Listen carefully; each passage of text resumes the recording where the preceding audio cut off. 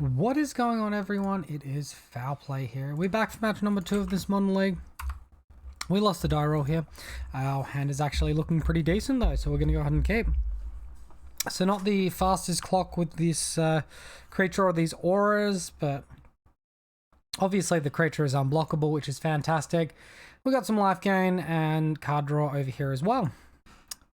Also something very nice to see. Opponent's going to kick it off. Junt.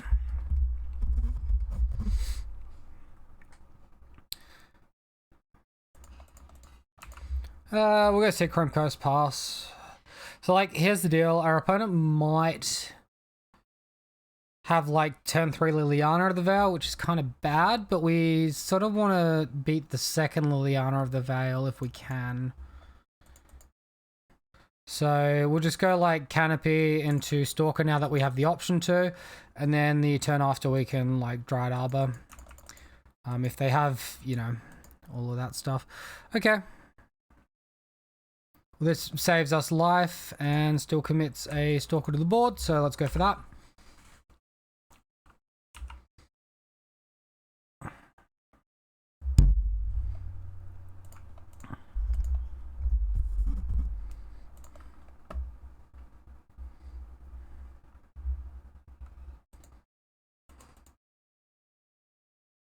Croxer. So no double black there. I think Arcane Flight's our weakest aura here. We've already got built-in evasion.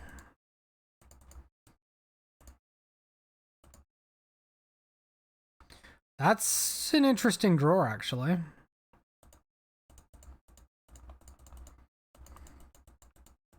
So the thing is, we can't just like go all in on this creature this turn. But we will attack our opponent. We'll get that card draw train going. This is what the deck is built to do, is to draw cards like this. Excellent draw, actually, as well. I'll play that Slippery Bogle on down. Alright, so this has put us in a really good spot, I think.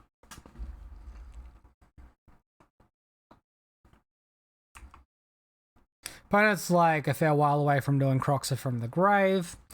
Yeah, it looks like they might just be going for a Bloodbraid Elf here, which obviously is not the end of the world for us. And now we've got, obviously, Force Negation back up too.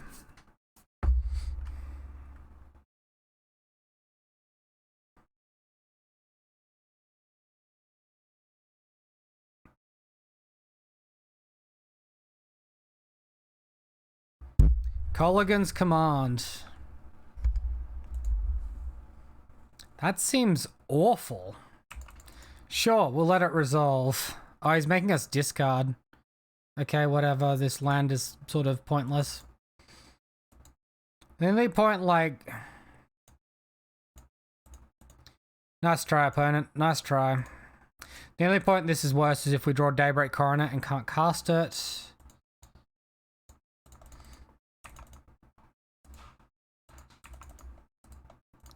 Let's just ignore Red and 6. Our opponent's doing nothing with his stupid auras, stupid cards anyway.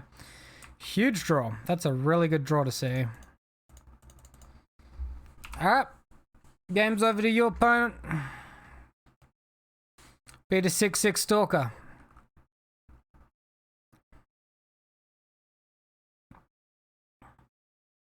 The old turn 4 Inquisitioner Kozilek. And surprisingly enough, we force a negation. We were protecting a Hyena Umbra, which is better than not casting it at all, I feel. Bloodbraid Elf, you got it. Seasoned Pyromancer. Well, I think my opponent goes for that. They're going to be discarding 2 cards, one of which will be Croxer. And a Fatal Push. Fatal Push never looks so bad as it does against this deck of mine.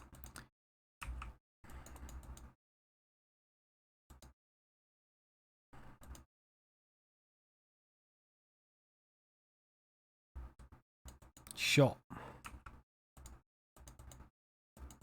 Opponent is all the way down to 10 as well. Don't forget.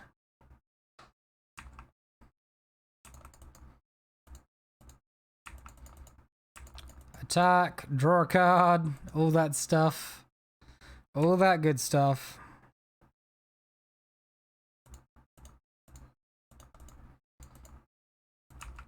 Pass the turn. We do have lethal on board. Leave this Windswept Teeth in hand as a card to discard to potential Croxes. Otherwise, we're just going to fire off this Path to Exile and get it happening that way. Sure, whatever. You have a Ren and 6 emblem. Go you. Go you. Even like just Invisible Stalker wins the game at this point, even if he strips all the auras away. And that would have to be, you know... Okay. Sure. You got the Assassin's Trophy as well.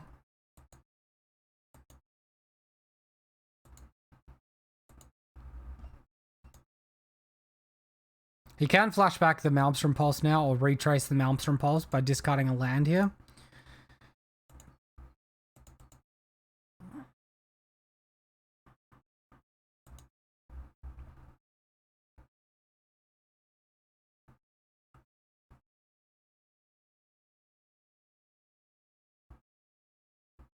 Sure. Alright, so Fatal Push was just retraced, discarding the Bloodstained Mire. Of course, Spirit Dance is really not that important in that spot.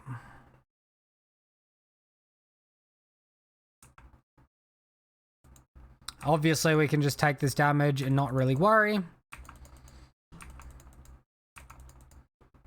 Alright, what's their opponent do to us pathing this elemental token?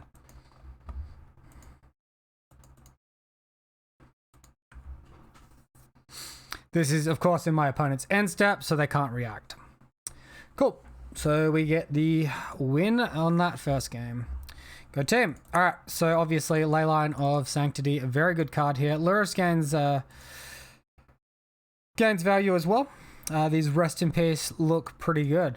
Because we're bringing in Rest in Peace, I will take out Path to Exile. They are the same against essentially a Tarmogoyf, but also they knock out Croxes, Scavenging Ooze. A little bit of dyssynergy with our own Lurrus, but overall probably worth it. Spirit Dancer, maybe a little bit weak. -1 of them. Maybe I'll just go like 2 Rest in Peace. I think we're pretty good in this matchup.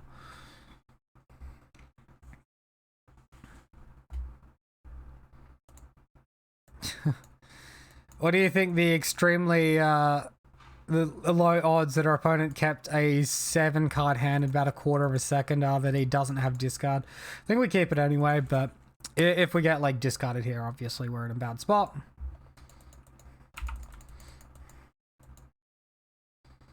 This is like just too good a 7 to throw away just looking for Leyline.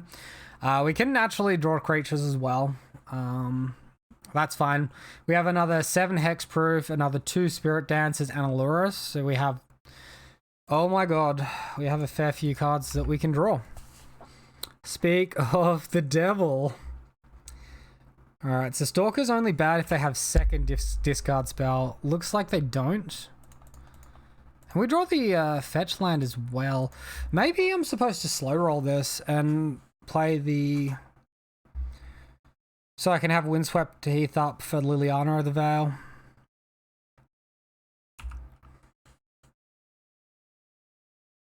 My opponent just like cycling a Veil of Summer, or nope. Just cracking, saving life.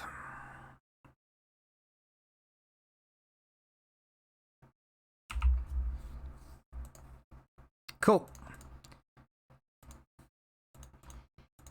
Alright, run out Staggering Insight. It should demand an answer.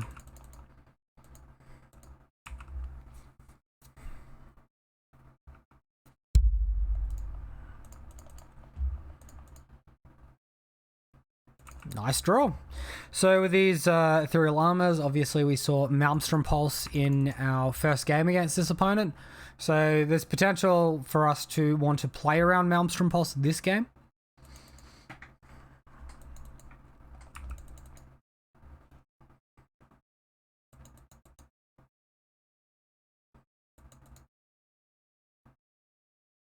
Bloodbraid elf. That's a sad looking bloodbraid. Into a Tarmogoyf. Yeah, sure. Like, Tarmogoyf has got decent power here. Don't get me wrong. Alright, because we got another fetch land here, we can just go get a Hallowed Fountain. Then the next one can, you know, help us play around. Or we just draw that. That's pretty nice.